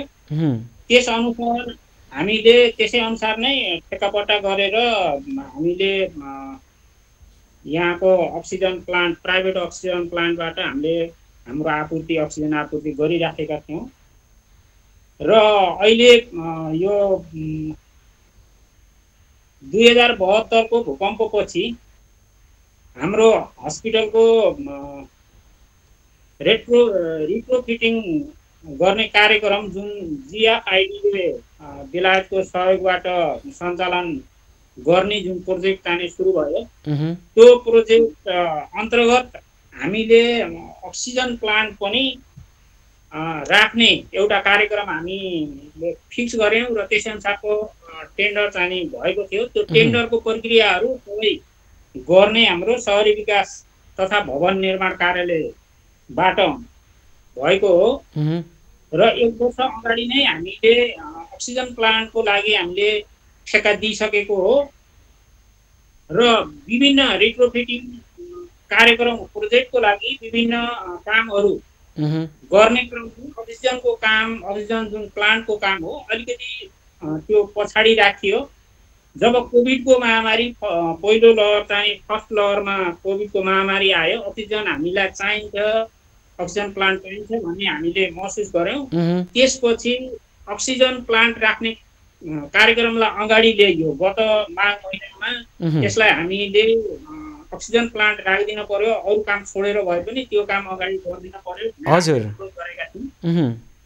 त्यसै अन्तर्गत त्यो प्रोजेक्टबाट अक्सिजन प्लान्टको राख्ने केही काम सुरुवात भएको थियो र यो कोभिड-19 को सेकेन्ड वेभ आइसक्यो र सेकेन्ड वेभ यति चाँडै आयो कि हामीले सम्पूर्ण अक्सिजनको लागि सम्पूर्ण व्यवस्था गर्न हामीले भ्याएनौँ। कति काम भएको छ डाक्टर साहब? अहिले प्लान्ट निर्माणको काम कति पुग्यो? कति प्रतिशत काम सम्पन्न भयो? प्रतिशत भन्नाले अक्सिजन प्लान्ट राख्नको लागि केही साइटहरूले निर्माण गरेको छ, तर मुख्य काम जुन मेसिन ल्याउने काम चाहिँ हुन सकेको छैन। अब हामीले कन्ट्र्याक्टर होइन डाक्टर साहब, एउटा आरोप आइरहेछ क्या स्वास्थ्य विज्ञान प्रतिष्ठानलाई आएको अहिले सार्वजनिक आरोप भनेको के हो भने, हुन त तपाईँले रेट्रोफिटिङका कुराहरू गर्नुभयो, यदि यो कोरोनाको पहिलो लहर थियो भने हो अब थाहै भएन आइहाल्यो भन्ने स्थिति थियो। यो दोस्रो लहर करिब 1-1.5 वर्ष हुन लागिसक्यो पहिलो लहर आएको है। गत वर्ष 2076 को चैत्र 11बाटै हामीले लकडाउन बेहोरेका हौँ। तर एउटा आरोप के लागिरहेको छ भने नि 2072 सालमा पश्चिमाञ्चल क्षेत्रीय अस्पताललाई पोखरा स्वास्थ्य विज्ञान प्रतिष्ठानको रूपमा विकास गरिएको हो होइन त? 73 सालमा 200 सिलिन्डर अक्सिजन उत्पादन गर्ने गरी प्लान्ट निर्माणको लागि 64 लाख रुपियाँ अहिले पनि छ होला ब्याङ्क खातामा यहाँहरूको होइन? तर भित्री कुरो के छ, भित्री कुरो के रहेछ भन्ने कुरो आइरहेछ भने नि तत्कालीन उपकुलपति प्राध्यापक डाक्टर बुद्धिबहादुर थापा, डिन नरेन्द्र गुरुङ, डाक्टर बसन्त ताम्राकार, डाक्टर आनन्द श्रेष्ठ, डाक्टर प्रदीप घिमिरे, डाक्टर माधव बाबु तिवारी, डाक्टर मुकुन्द आचार्य लगायतले 2068 सालमा लगानी गरेर पोखरा अक्सिजन उद्योग खोल्नु भएको थियो। अनि पोखरा अक्सिजन उद्योग र स्वास्थ्य विज्ञान प्रतिष्ठान पोखराको बीचमा अक्सिजन ल्याउने सम्झौता भएको छ। उहाँहरूको व्यापार चलिराखेको छ। उहाँ डाक्टर साहबहरूको पूर्व उपकुलपति आफैको व्यापार घाटा खाने गरी अस्पतालले किन अक्सिजनको अर्को प्लान्ट निर्माण गर्ने भनेर ढिलाइ गरेको वास्तविकता त यही हो नि होइन डाक्टर साहब? होइन, त्यो जुन प्राइभेट अक्सिजन प्लान्ट छ त्यो को कसको चाहिँ सेयर छ त्यो मैले जान्ने, हामीले जाने हो नि त, हामी आम दर्शकलाई जानकारी गराउँछौँ। तर भएको घटना त यही हो नि, तपाईँले भन्न मिल्दैन, हामीलाई थाहा छ होइन? त्यो चाहिँ के हो भन्दाखेरि 74 साल भदौमा रेट्रोफिटिङ जुन कार्यको लागि हाम्रो शहरी विकास तथा भवन निर्माण कार्यालयले ठेक्कापट्टाको काम गर्यो। हजुर, त्यो ठेक्कापट्टाको काम गर्दाखेरि अक्सिजन प्लान्ट पनि राखेकै हो त्यो प्रोग्राममा। तर जब कोरोनाको पहिलो लहर आयो त्यसपछि के भयो त भन्दाखेरि अक्सिजन प्लान्ट अलि चाँडै गर्नुपर्छ है भन्ने हामीलाई चाहिँ यहाँको भनौँ न हस्पिटललाई चाहिँ महसुस भयो र चाँडै अगाडि प्रायोरिटी राखेर गर्ने भन्ने कुराहरू गत मागमा चाहिँ भएको थियो। त्यसअनुसार अलिकति काम पनि कन्ट्र्याक्टरबाट भएको छ। तर जुन मेन काम मेसिन ल्याउने र फिट गर्ने काम चाहिँ भएको छैन। अहिले हामीले कन्ट्र्याक्टरसित हामीले कन्ट्याक्ट गर्ने होइन, यो चाहिँ सहरी विकास बुझेँ मैले यहाँको सदाशयता पनि हामीले बुझ्यौँ, यहाँले भन्न नसकेको र भन्न नपाएका कुरा पनि बुझ्यौँ डाक्टर साहब है। यो पहिलो लहर थियो भने यहाँको सम्पूर्ण कुरामा हामी विश्वास गरिरहेका हुन्थ्यौँ, तर 2076 चैत्र 11बाटै लकडाउन, त्योभन्दा पछाडि थुप्रै महिनाहरू बितिसके। अक्सिजन प्लान्ट निर्माण गर्नको लागि युद्ध स्तरमा काम गर्नुपर्ने अवस्था, त्यसो गर्यो भने 4 महिनामा अक्सिजन प्लान्ट निर्माण हुन्छ। जति ढिला गरे पनि अहिलेसम्म गरिरहनु नभएको कारण चाहिँ पोखरा अक्सिजन उद्योगको व्यापार किन ठप्प पार्नु? त्यही काम गर्ने डक्टरहरूको पनि लगानी छ, त्यहाँ सेयर छ। त्यस कारणले पोखरा स्वास्थ्य विज्ञान प्रतिष्ठानमा अक्सिजन प्लान्ट आफ्नो पैसा हुँदाहुँदै पनि स्थापना हुन सकेन। यही वास्तविकता हो, यही कुरा बाहिर गइरहेको छ। यथार्थ यही होइन त डाक्टर साहब? होइन, त्यो कुरा मलाई जानकारी भएन। त्यस्तो कुराको होइन, त्यस्तो कुराको अन्त्यमा छौँ, समय छोटो छ डाक्टर साहब। कहिलेसम्म बन्छ त्यहाँ अक्सिजन प्लान्ट? होइन, अक्सिजन प्लान्ट राख्ने भन्ने कुरा रेट्रोफिटिङ जुन प्रोजेक्ट हो त्यो प्रोजेक्टले राख्ने कुरा हो। त्यो प्रोजेक्टले हामीलाई oxygen plant 200 cylinder per day को हिसाबले राख्ने कन्ट्र्याक्ट भएको छ। त्यही त मैले यहाँले आंकलन गर्नुभयो होला नि, कहिलेसम्म स्थापित होला त?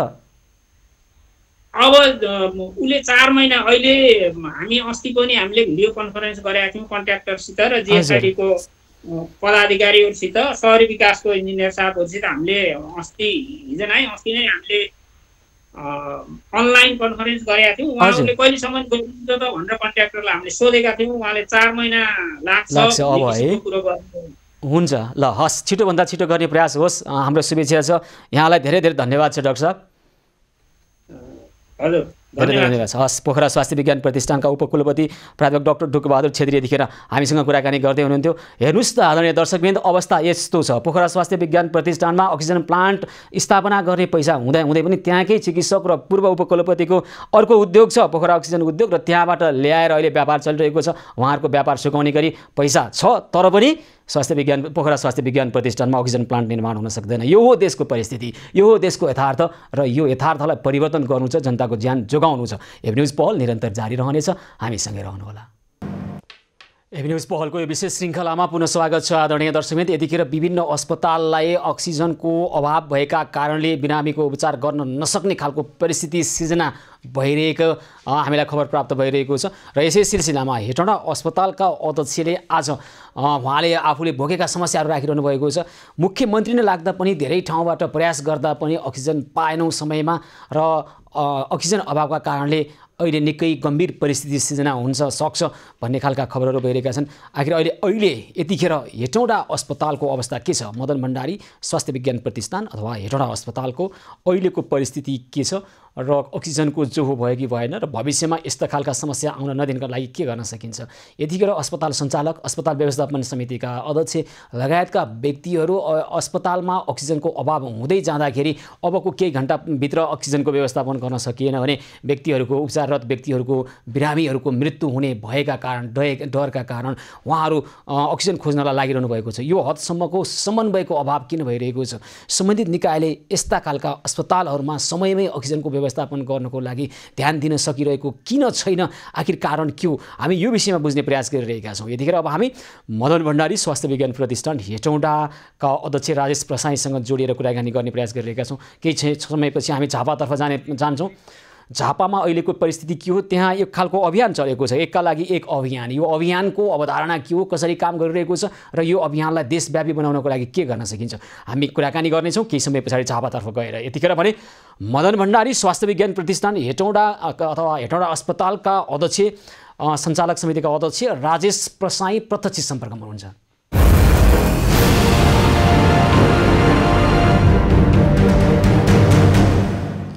हजुर प्रसाईजी नमस्कार, कार्यक्रममा स्वागत छ यहाँलाई।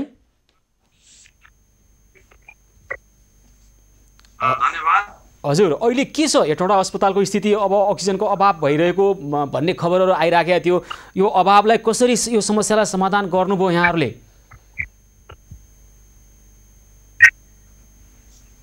अहिलेको अवस्था भनेको बिहान चाहिँ हाम्रो करिब 10 बजे हिजो 9:30 बजे मुख्यमन्त्रीसँग बसेर कोर्डिनेसन गरेर रात 12 र पोखराबाट हामीलाई चाहिँ 100 वटा सिलिन्डर बिहान 10 बजे झर्ने भन्ने हाम्रो आश्वासनसहित हामी आफ्नो ठाउँमा गएका छौँ र 9 बजे हामीले फलोअप गर्दाखेरि अब प्रशासनले त्यहाँ 12 पत्ताको प्रशासनले दिन नसक्ने भन्ने खालको खबर आयो। यता चितवनबाट पनि दिन नसक्ने भन्ने आश्वासन आइसकेपछि हामीलाई अत्यन्तै अप्ठ्यारो पर्यो र 12 बजेसम्म मात्रै हामीसँग ब्याकअप थियो।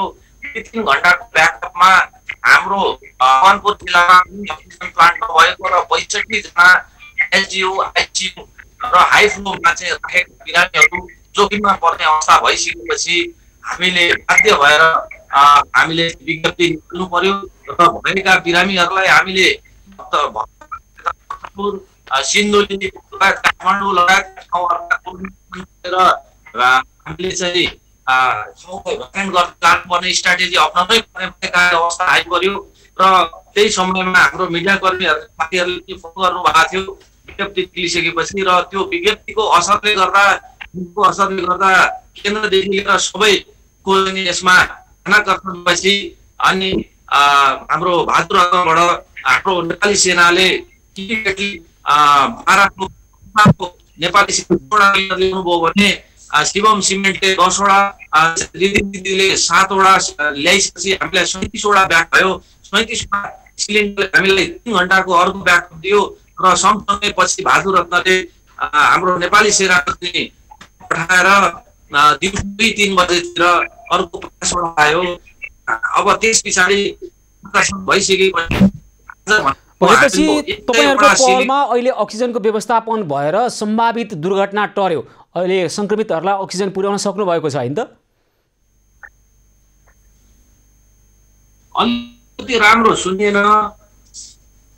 हैन, त्यसो हो भने तपाईले जुन प्रयास गर्नुभयो अहिले अक्सिजनको जोहो भएको छ, सम्भावित दुर्घटना टरेको हो? भएको अवस्था भनेको हाम्रो भोलि बिहान 9-10 बजेसम्म अक्सिजनको विज्ञापन भएको छ र सँगसँगै राति नुवाकोटबाट 50 वटा अक्सिजन सिलिन्डर आउँदैछ र भादुरबाट बिहान अरू 50 वटा सिलिन्डर आउँदैछ। अब प्यानिक सिचुएसन चाहिँ सम्बन्धित छिमेकीहरूबाट दिन नसकिने अवस्था आइसकेपछि प्यानिक सिचुएसन निर्माण भएको थियो। अनि यो हाम्रो प्यानिक सिचुएसन छिमेकीहरूले मनन गरेर होला अक्सिजन सप्लाईमा सहज भएको छ। तर हामी नुवाकोटबाट र यता सुनसरी हामीले चाहिँ 100 वटा ल्याएका छौँ। हाम्रो 40 वटा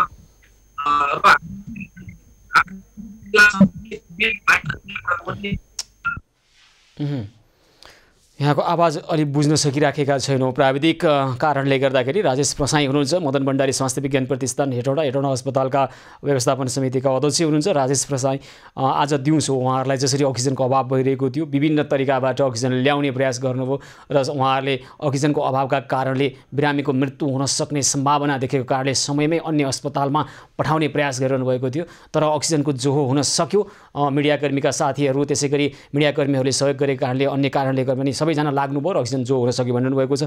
तर यस्तो खालको अवस्था अब आउन नदिनको लागि, यो खालको परिस्थिति फेरि निर्माण हुन नदिनको लागि कसरी समन्वयलाई चुस्त बनाउने, अक्सिजनलाई कसरी व्यवस्थापन गर्ने भन्ने कुरामा अब स्वास्थ्य मन्त्रालयले जिम्मा लिएको छ। यसभन्दा अगाडि करिब 4-5 दिन सीसीएमसीले अक्सिजनको व्यवस्थापनमा जसरी कोटा प्रणाली निर्धारण गरेर काम गर्दै गर्दा धेरै अस्पतालमा अक्सिजनको अभावका कारणले बिरामीको मृत्यु भएको, अक्सिजनको कोटा अनुसार पनि अक्सिजनको सिलिन्डर नआएको भन्ने कुराहरू आइरहेको छ हैन। अब चाहिँ कसरी व्यवस्थापन गर्न सकिन्छ? राजेश प्रसाई पुनः हाम्रो सम्पर्कमा आउनुभएको छ। हजुर प्रसाईजी, त्यसो भए अहिले विभिन्न ठाउँबाट तपाईहरूले कति दिनको लागि चाहिँ अक्सिजन जोहो गर्न सक्नुभयो त? अब अहिले हामीलाई फ्याक्ट भन्दाखेरि भोलि बिहान 10 बजेसम्मको अक्सिजन, 10-11 बजेसम्मको अक्सिजन हामीले अहिले राखेको छौँ। अहिले आएको छ स्टकमा हैन।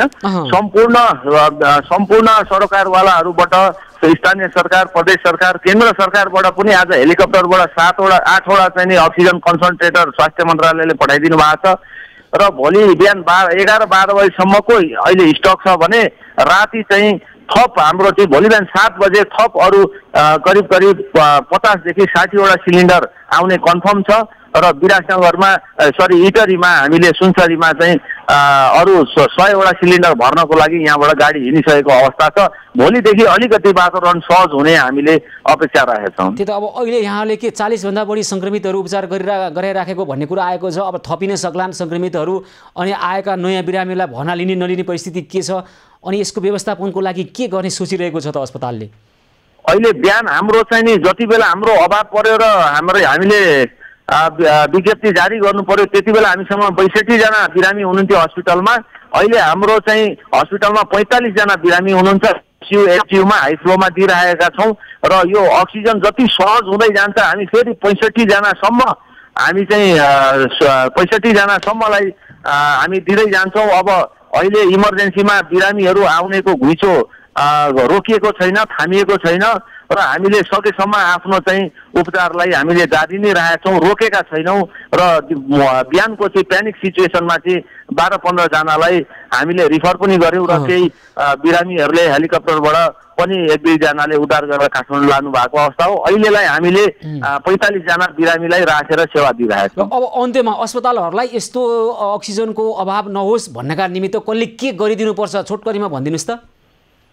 अब अहिले आज मात्रै मलाई आएको जानकारी अनुसार हेटौडा उपमहानगरपालिकाका मेयरज्यूले हेटौडा अस्पताललाई चाहिने करिब 1.5 करोड रुपियाँ बराबरको सकेसम्म चाँडो 15 देखि 20 दिनभित्र दिनको 150 वटा अक्सिजन उत्पादन गर्ने प्लान्टको लागि प्रदेश आपूर्ति केन्द्र मार्फत चाहिँ नि एकदमै हाई स्पिडमा चाहिँ नि सामान मगाउने एउटा अभियान अगाडि बढेको छ। मैले त्यो सुन्नमा पाएको छु र हामीले चाँडोभन्दा चाँडो अक्सिजन प्लान्ट लगाउन नै अबको विकल्प त्यही नै देखिन्छ भने सँगसँगै हामी छिमेकी जिल्लाहरूसँग पनि एकदमै हामी समन्वय नभएको होइन समन्वय छ। अझ यो गहन परिस्थिति उहाँहरूले बुझेर हामीलाई सहयोग पुर्याउनुहुन्छ भन्ने आशा छ।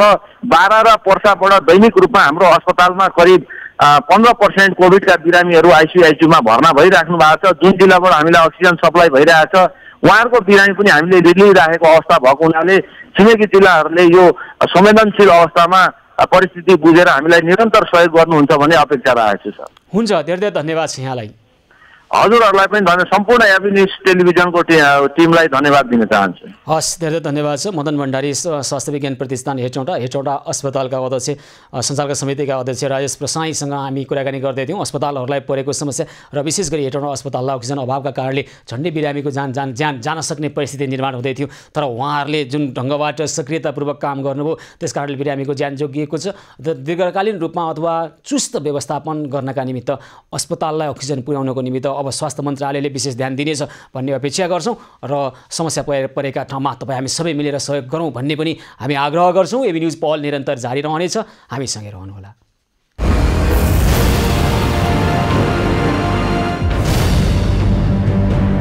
एबी न्युज पहलको यो विशेष श्रृङ्खलामा पुनः स्वागत छ। आदरणीय दर्शकवृन्द, नेपालसँग सीमा नाका जोडिएको अथवा भारत र नेपालको सीमा नाकामा अहिले कस्तो खालको अवस्था छ र विशेष गरी यतिखेर भने हामी पूर्वतर्फ जान चाहिरहेका छौँ। झापा जिल्लाको अहिलेको कोरोनाको स्थिति के हो, त्यहाँ जसरी कोरोना सङ्क्रमितहरूको उपचारको व्यवस्थापनमा के कस्तो अवस्था छ र अब आउँदो दिनमा आउन सक्ने समस्यालाई समाधान गर्नको निमित्त सामना गर्नका निमित्त के कस्ता योजनाहरू बनिरहेका छन् र विशेष गरी झापामा एकका लागि एक अभियान जसरी त्यहाँका युवाहरूले स्वस्फूर्त रूपमा काम गरिरहनु भएको थियो। यस अगाडि हामीसँग एबी न्युज पहलसँग जोडिएर पनि उहाँहरूले यो अगाडिको कोरोनाको समयमा पनि निकै प्रभावकारी ढङ्गबाट काम गर्नुभएको छ र अहिले पनि कसरी काम भइरहेको छ यो बारेमा हामी कुराकानी गर्ने प्रयास गरिरहेका छौँ। यतिखेर भने हामीसँग झापाको अहिलेको स्थितिको जानकारी लिनका निमित्त हामीसँग प्रत्यक्ष सम्पर्कमा हुनुहुन्छ झापा संवाददाता, एबी न्युज खबरका झापा संवाददाता सन्तोष नौपाने।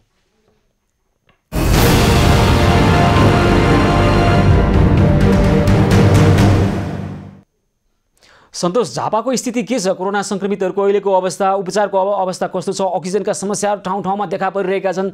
झापाको चाहिँ के छ स्थिति?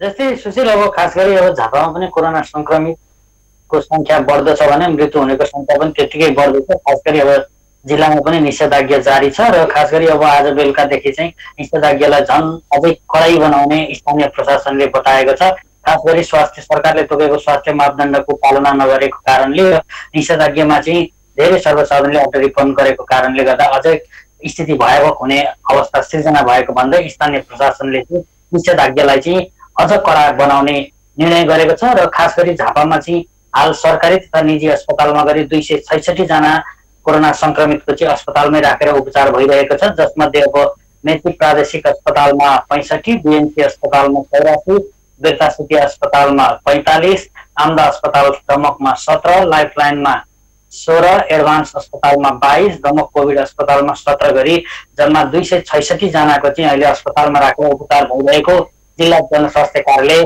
झापाले हामीलाई जानकारी दिएको छ भने खास गरी अहिले जिल्लामा चाहिँ अब दैनिक संक्रमित हुने र मृत्यु हुनेको संख्या बढ्दो छ। खास गरी अब झापामा चाहिँ अहिले बिहिबारसम्ममा कुल संक्रमितको संख्या चाहिँ 7,383 पुगेको छ भने जिल्लामा अहिलेसम्म कुल 171 जनाको मृत्यु भइसकेको छ भने 4,755 जना चाहिँ डिस्चार्ज भएर घर फर्किसकेका छन्। अब निषेधाज्ञालाई अझै कडाई गर्ने भनिएको छ, कस्तो खालको कडाई?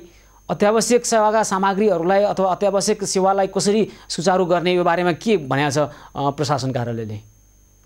जस्तै खास गरी अब सुशील अब बिहिबार चाहिँ हिजो मात्रै बसेको चाहिँ डिसिसिएमसीको बैठकले चाहिँ खास गरी अब जिल्लामा चाहिँ पेट्रोल पम्प र औषधि पसलदेखि बाहेक अन्य पसलहरू चाहिँ 1 हप्तासम्म पूर्ण रूपमै बन्द गर्ने र आवाजावतलाई चाहिँ पूर्ण रूपमा रोक लगाउने भन्ने कुरा प्रशासनले गरेको छ। अनि नेपाल भारत सीमा नाकामा के कस्तो अवस्था छ? आउजाउको अवस्था कसरी मिलाइएको छ? अनि जनस्वास्थ्यका मापदण्डहरूलाई लागू गर्नको लागि के कस्तो अवस्था छ, के छ भन्नुहोस् त?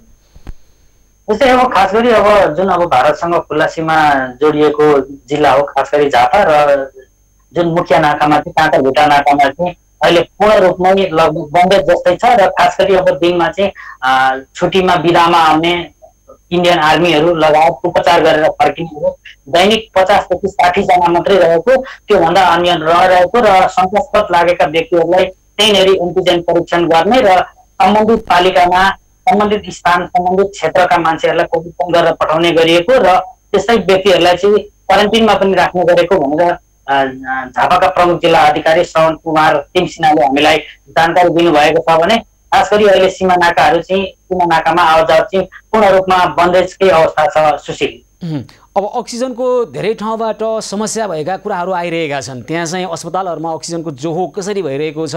अब सङ्क्रमितहरूको सङ्ख्या बढ्दै गइरहेको अवस्थामा स्वास्थ्य प्रणालीलाई चुस्त दुरुस्त बनाउनको निमित्त के कस्ता प्रयासहरू गरेको छ त्यहाँ स्थानीय निकायले, त्यसै गरी प्रदेश स्तरले अथवा केन्द्रीय स्तरबाट पनि भएका पहलहरूको बारेमा यहाँले केही जानकारी लिनुभएको छ? खास गरी अब सुशील अब झापाका चाहिँ अब सरकारी तथा निजी अस्पतालहरूले केहीले चाहिँ अक्सिजन प्लान्ट आफै निर्माण गर्ने भनेर लागि परिरहेका छन् र केही हप्ताभित्रमा चाहिँ अक्सिजन प्लान्टहरू पनि निर्माण गरिने हामीलाई जानकारी प्राप्त भएको छ। र खास गरी अब दैनिक कोरोना संक्रमितहरूको संख्या बढ्दै जाँदाखेरि चाहिँ अक्सिजनको अभाव हुने स्थिति यहाँ पनि देखा परिसकेको छ भने अक्सिजन आपूर्तिलाई सहज बनाउनका लागि यहाँका चाहिँ सामाजिक सङ्घ संस्थाहरू पनि एकजुट भएर लागिरहेका पाएका छौँ भने खास गरी अब झापामा चाहिँ अघिल्लो वर्ष लकडाउनको समयमा पनि यसका लागि एक अभियान नामक सामाजिक संस्थाले पनि जुन अब विपन्न समुदायका नागरिकहरूलाई निःशुल्क रूपमा खाद्यान्न बाँड्ने र सरकारलाई आवश्यक पर्ने भिटिएम किट लगायतका उपकरणहरू उपलब्ध गराएको थियो भने खास गरी अब जुन कोरोना परीक्षण गर्ने पिसिआर ल्याब पनि स्थापना गरिसकेर सरकारलाई हस्तान्तरण गरिसकेको छ। त्यो अभियानले पनि एक व्यक्ति एक अक्सिजन भन्ने जुन अवधारणा अगाडि ल्याएर चाहिँ झापामा चाहिँ जुन कुनै पनि व्यक्तिले संक्रमित व्यक्तिले अक्सिजन अभावका कारण मृत्युवरण गर्नु नपरोस् भनेर उहाँहरू चाहिँ लागि परेको पाइरहेका छौँ भने विभिन्न सङ्घ संस्थाहरू पनि लागिरहेका छन्। सुशील र खास गरी अब निजी अस्पताल तथा सरकारी अस्पतालहरू पनि लागिरहेको बताइरहे तापनि तर स्थिति भयावह हुने अवस्था चाहिँ पक्कै पनि देखिन्छ। सुशील भनेपछि तपाईँले स्थिति भयावह हुने परिस्थिति देखिन्छ भनिराख्नु भएको अवस्थामा तयारी के फितलो खालकै छ? अब भगवान भरोसा अथवा दैव भरोसा भन्ने खालको स्थिति हो? त्यसो हो भने अब जस्तै अब खास गरी मेची प्रादेशिक अस्पतालमै भेन्टिलेटर छन् तर के भने भेन्टिलेटर भए पनि दक्ष जनशक्ति नहुँदा त्यहाँ चलाउन सकिएको छैन। जस्तै प्रदेश सरकारलाई दक्ष जनशक्तिको माग गरिए पनि माग अनुसारको आपूर्ति भइरहेको छैन भन्ने कुरा त्यहाँबाट जानकारी आएको छ। खास गरी त्यहीँनिर पनि सङ्क्रमितहरूको उपचार भइरहेका छ र जति सङ्क्रमितहरूलाई चाहिँ त्यहाँबाट रेफर गर्नुपर्ने बाध्यता छ। त्यसकारण के भने भएका उपकरणहरू पनि चलाउने जनशक्ति नहुँदाखेरि भोलिका दिनमा ठुलो सङ्कट निम्तिने त निश्चितै देखिन्छ तर पनि बेलैमा सरकार र सामाजिक संस्थाहरूले पनि पहल गर्नुपर्ने देखिन्छ। सुशील ल हुन्छ। अब तपाईँहरूले अथवा विशेष गरी त्यहाँ मिडियाकर्मीहरू र त्यहाँका विभिन्न अभियन्ताहरू पनि हुनुहुन्छ। एकका लागि एक अभियानका हामी सहसंयोजक विनोद बस्नेतसँग केही समयपछि जोडेर कुराकानी गर्छौँ। तपाईँले जुन आङ्कलन गरिरहनु भएको छ, सम्भावित समस्या आउन सक्छ, घारीलाग्दो अवस्था आउन सक्छ, त्यसलाई त्यस्तो अवस्था आउन नदिनुको लागि कसले के गर्नुपर्छ, सबैको समन्वयात्मक भूमिकाबाट ती आउन सक्ने समस्यालाई समाधान गर्नको लागि अहिले नै गर्नुपर्ने पूर्व तयारीमा जोड दिनुपर्ने अवस्था छ, त्यो गर्नुहोस्। सन्तोष, अहिलेलाई यहाँलाई धन्यवाद। हस्, धन्यवाद। हाम्रा झापा संवाददाता सन्तोष नौपाने यतिखेर झापाको अहिलेको वस्तुस्थितिको बारेमा, विद्यमान अवस्थाको बारेमा जानकारी गराउँदै हुनुहुन्थ्यो। आदरणीय दर्शक, झापामा एउटा अभियान चलिरहेको छ। यस अगाडिको कोरोनाको लकडाउनको बेलामा पनि ती अभियन्ताहरू हामीसँग जोडिएर प्रभावकारी ढङ्गबाट झापामा काम गर्दै हुनुहुन्थ्यो। उहाँहरूले उहाँहरूकै अभियानका कारणले करिब 1 करोडभन्दा बढी मूल्यको PCR परीक्षण ल्याब नै स्थापना गरेर सरकारलाई हस्तान्तरण गरिसक्नु भएको छ। त्यसै गरी अहिले एक व्यक्ति एक अक्सिजन भन्ने अवधारणाका साथ अक्सिजन अभावका कारणले कोही पनि कोरोना संक्रमितको मृत्युवरण गर्न नपरोस्, कसैले ज्यान गुमाउन नपरोस् भनेर उहाँहरू लागिरहनु भएको छ। यो अवधारणालाई झापा जिल्लामा मात्र सीमित गर्ने होइन, त्यहाँबाट देशव्यापी बनाउनका निमित्त सबैतिर यो अवधारणालाई अथवा यो अनुसार काम गर्नको लागि के गर्न सक्छौँ। यतिखेर हामी झापामा सञ्चालित एकका लागि एक अभियानका सहसंयोजक विनोद बस्नेतसँग जोडिएर कुराकानी गर्ने प्रयास गरिरहेका छौँ। त्यसै गरी अहिले मनमोहन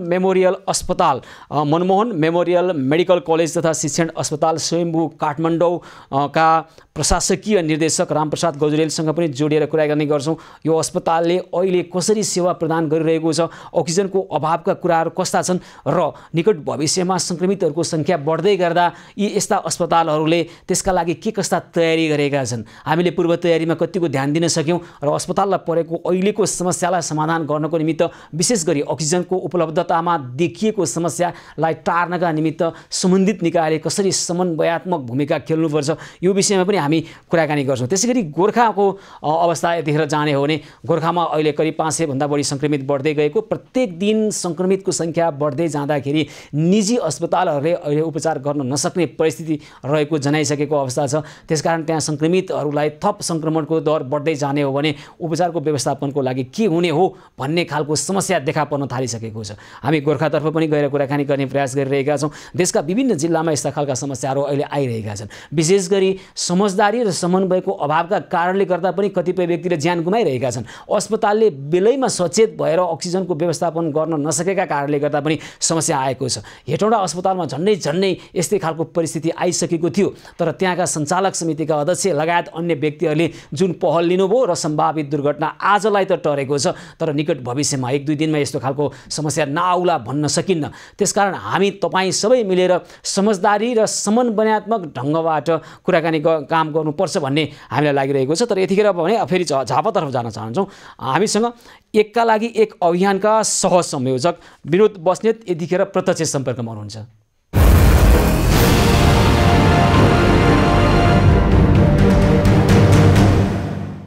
विनोदजी नमस्कार, कार्यक्रममा स्वागत छ यहाँलाई। हजुर नमस्ते। अब यो एकका लागि एक अभियान जसरी यहाँहरूले झापामा गरिरहनु भएको छ, कस्तो खालको अभियान हो? यसले अहिले चाहिँ हुन त योभन्दा अगाडि पनि हामीले कुराकानी गरेका थियौँ, पहिलो लकडाउनमा पनि यहाँहरूले जसरी प्रभावकारी ढङ्गबाट काम गर्नुभयो, अहिले चाहिँ कसरी काम गरिरहेको छ? सर्वप्रथम त मैले तपाईँहरूलाई धन्यवाद दिनुपर्छ। यो चाहिँ अभियान एकको लागि एक अभियान चाहिँ सुरुमा चाहिँ कसरी स्थापना भयो? हेलो हजुर हजुर हेलो हजुर हामी सुनिरहेका छौँ। यो चाहिँ कसरी स्थापना भयो भने विभिन्न परिवारहरूलाई जुन लकडाउन भएको अवस्था थियो त्यतिखेर चाहिँ यहाँका भएको निम्न स्तरका वर्गीय मान्छेहरूलाई चाहिँ हामीले भोकै मर्नु नपरोस् र त्यो नबलिरहेको चुल्हाहरूलाई बाल्न सकौँ भन्ने अभियानको हिसाबले सुरु गरेको अभियान थियो। तर यसमा उल्लेख्य सहयोग झापालीहरूको हामीले पाएको छौँ। विदेशमा रहेको झापालीहरूको ठुलो सहयोग पाएको कारणले गर्दाखेरि अभियान सफल भयो। मैले धन्यवाद दिन पर्छ मैले न्युज टिभी तथा सम्पूर्ण सञ्चारकर्मी साथीहरूलाई, झापामा भएका सञ्चारकर्मी साथीहरूलाई, किनभने उहाँको कन्ट्रिब्युसन हाम्रो अभियन्ताहरूभन्दा पनि उहाँको कन्ट्रिब्युसनको कारणले गर्दाखेरि हामी सफल भएको जानकारी म गर्न चाहन्छु। विगतमा भएको कुराहरू तपाईँहरूको संवाददाताले सबै कुरा बताइसक्नु भएको छ। अहिले हामीले नयाँ अभियान सुरु गरेको छौँ, एक व्यक्ति एक सिलिन्डर भनेर। र हामी के चाहन्छौँ भने हामीले जुन अवस्था देख्यौँ, जस्तै यो मङ्गलबार र बुधबार गरी 14 जना यो भैरवा भीम अस्पताल र फुटबल कोरोना विशेष अस्पतालमा जुन 14 जनाको मृत्युवरण गर्नु पर्यो अक्सिजनको कारणले, त्यो कारणले गर्दाखेरि हामी आत्तिएर चाहिँ झापामा त्यो अवस्था नआओस् भनेर एक व्यक्ति एक सिलिन्डर भनेर चाहिँ हामीले अभियान सुरु गरेका छौँ। भोलि मात्रै हामी पत्रकार सम्मेलन गरेर हामी घोषणा गर्दैछौँ र घोषणा गर्नुभन्दा अगाडि पनि उल्लेखनीय सहयोगहरू दाताहरूबाट आज पाएको लगभग हामीले 15-20 वटा सिलिन्डर चाहिँ हामीले आज पाइसकेको अवस्था पनि छ। त्यो कसरी व्यवस्थापन गर्नुहुन्छ यहाँहरूले? जसरी एकको लागि एक सिलिन्डर अक्सिजन सिलिन्डर भनिरहनु भएको छ, कसरी अब तपाईँहरूले सङ्कलन गर्नुहुन्छ? यसको व्यवस्थापन अनि आवश्यक परेको ठाउँमा कसरी पठाउनुहुन्छ? यसको समन्वयको भूमिका कसरी खेलिरहेको छ, के छ भन्नुहोस् त? अनि यसमा के छ भन्नुहुन्छ भने हामीले सामग्री जुटाइदिने हो। 400 सिलिन्डरको हामीले सरकारलाई सहयोग गर्ने भनेको छौँ। त्यसमा चाहिँ हाम्रो प्रमुख जिल्ला अधिकारीको सहयोगमा उहाँको चाहिँ निगरानीमा नै हामीले सिलिन्डर हामीले उपलब्ध गराउने कुरा चाहिँ यहाँलाई जानकारी गराउन चाहन्छौँ। अनि अहिलेसम्म कति सिलिन्डर जम्मा भयो? अब कति सिलिन्डर जम्मा हुन सक्छन् र अन्य विविध खालका समस्याहरू आउन सक्छन्? अक्सिजनको कुरा मात्रै होइन, अब आइसियु बेड, त्यसै गरी भेन्टिलेटरका समस्याहरू हुन सक्छन् होइन? यी समस्यालाई समाधान गर्नको लागि यहाँहरूले के कस्तो पहल गरिरहनु भएको छ? अहिलेको अवस्थामा के छ भन्नुहुन्छ भने झापामा अक्सिजनको अभाव हुन्छ कि भन्ने डर हामीलाई छ। अभाव होला पनि, किनभने देशमा विभिन्न ठाउँहरूमा अक्सिजनको सिलिन्डरको अभाव भइरहेको अवस्था छ। त्यस कारणले गर्दाखेरि हामीले 400 वटा सिलिन्डर चाहिँ तत्कालीन हामीले सहयोग गर्ने भनेर घोषणा पनि गरिसकेको छौँ। पत्रकार सम्मेलन मार्फत हामी भोलि घोषणा पनि गर्दैछौँ। त्यसको लागि चाहिँ प्रमुख जिल्ला अधिकारीसँगै रहेर उहाँको निगरानीमा उहाँको सल्लाह सुझाव अनुसार नै हामी यो कहाँ दिनुपर्ने भन्ने कुरा उहाँको निगरानी अनुसार नै हामीले अगाडि बढाउने कुरा जानकारी गराउँछौँ। र मलाई लाग्छ 10 देखि 15 दिनभित्रमा चाहिँ हामीले चाहेको भेन्डरहरूसँग हामी सम्पर्क गरिरहेका छौँ र उहाँहरूले 10 देखि 15 दिन या 20 दिनभित्रमा हामीलाई उपलब्ध गराउने कुरा पनि गरिराख्नु भएको छ। त्यसले गर्दाखेरि हामीसँग पैसाको अभाव भन्दा पनि दाताहरू हामीसँग छन्, सहयोगी दाताहरू झापाली मनभएका मान्छेहरू भएको कारणले गर्दाखेरि हामी 15 देखि 20 दिनभित्रमा 400 वटा सिलिन्डर चाहिँ उपलब्ध गराउन सक्ने यहाँहरूलाई जानकारी गराउनु। अन्त्यमा एकका लागि एक अभियानले अरू के गरिरहेको छ? योभन्दा अगाडि हामीले धेरै कामहरू गरिसकेको छौँ। यो तपाईँहरूको मिडिया मार्फत, अभिन्यूज टिभी मार्फत पनि हामीले धेरै कुराहरू जानकारी भइसकेको छ होइन? विपन्न परिवारहरूलाई खाना खुवाउने काम गऱ्यौँ योभन्दा अगाडि पहिलो लकडाउनमा। त्यस पछाडि सडकमा रहेका वा पहुँच नभएकाहरूलाई लगभग 10,000लाई हामीले खाना खुवाउने काम पनि गऱ्यौँ। त्यतिखेर जुन यो भिटिएम किटको आवश्यकता थियो, सरकारले दिन सकेको अवस्था थिएन। त्यतिखेर हामीले लगभग तपाईँलाई 1040 वटा भिटिएम किट विभिन्न पालिकाहरूमा, झापामा रहेको विभिन्न पालिकाहरूलाई उपलब्ध गराउने काम गऱ्यौँ। त्यस पछाडि चाहिँ पिसिआर ल्याबको आवश्यकता खड्केको कारणले गर्दाखेरि सरकारी अस्पताल हुँदी र सरकारले स्थापना गरेको पिसिआर ल्याबहरू चाहिँ सञ्चालनमा नआएको कारणले गर्दाखेरि झापा जिल्लामा भएका विभिन्न पालिकाहरूले पठाएको भिटिएम किटहरू चाहिँ त्यहाँ गएर बिग्रेको अवस्था थियो। सही हिसाबमा 7 दिनभित्रमा चाहिँ त्यो चेक जाँच गर्नुपर्ने, तर त्यो परीक्षण हुन नसकेको कारणले गर्दाखेरि वाइनट भनेर हामीले भिटिएम यो पिसिआर प्रयोगशाला परीक्षण प्रयोगशाला पनि स्थापना गरेको कुराहरू चाहिँ यहाँहरूलाई जानकारी गराउन चाहन्छौँ। हुन्छ विनोदजी, धेरै धेरै धन्यवाद।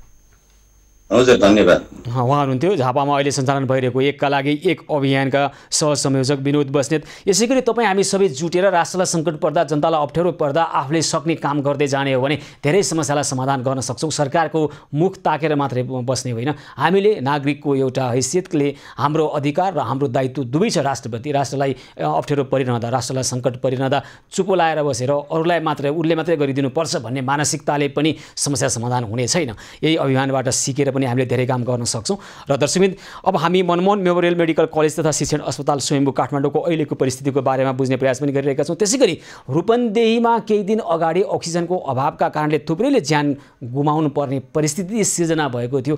अहिले चाहिँ के छ स्थिति? हाम्रा बुटोल संवाददाता दामोदर खनालसँग पनि जोडिएर कुराकानी गर्ने प्रयास गरिरहेका छौँ। र हिजो हामीलाई आएको एउटा समस्या, कैलाली टिकापुरको एउटा टिकापुर अस्पतालमा त्यहाँ आइसियु बेडहरू छन्, भेन्टिलेटर छन्, तर त्यसलाई सञ्चालन गर्नको लागि जनशक्ति अभाव भएका कारणले मानिसहरू मरिरहेका छन्। त्यस्तो परिस्थिति धेरै लामो समयसम्म जान दिनु हुँदैन। हामीले प्रयास गरिरहेका छौँ। सम्बन्धित निकाय, विशेष गरी स्वास्थ्य मन्त्रालयका सहप्रवक्ता डाक्टर समीर अधिकारीसँग मैले आफैले आज पटक कुराकानी गरेको छु र छिटोभन्दा छिटो त्यहाँ एनेस्थेसियाको एकजना डाक्टरलाई पठाउने कुरा उहाँले प्रतिबद्धता जनाउनु भएको छ। विशेष गरी जुम्ला स्वास्थ्य विज्ञान प्रतिष्ठानमा रहेका 6 वटा दरबन्दीका एनेस्थेसियाका डाक्टरहरू मध्ये केही डाक्टरलाई, कम्तीमा एउटा डाक्टरलाई त्यहाँ पुर्याउन सक्ने, पठाउन सक्ने आपतकालीन रूपमा त्यहाँ खटाउन सक्ने सम्भावना रहेको कुरा हामीलाई उहाँले जानकारी गराउनु भएको छ। हामी लगभग आइतबारसम्म कम्तीमा कैलाली टिकापुरको अस्पतालमा एउटा एनेस्थेसियाको डाक्टरलाई पुर्याउन सक्ने सम्भावना रहेको हाम्रो आकलन छ। हामी प्रयास गरिरहेका छौँ। यतिखेर भने मनमोहन मेमोरियल मेडिकल कलेज तथा शिक्षण अस्पताल स्वयम्भू काठमाडौँका प्रशासकीय निर्देशक रामप्रसाद गजुरेलसँग जोडेर कुराकानी गर्छौँ। उहाँ हाम्रो प्रत्यक्ष सम्पर्कमा आइसक्नु भएको छ।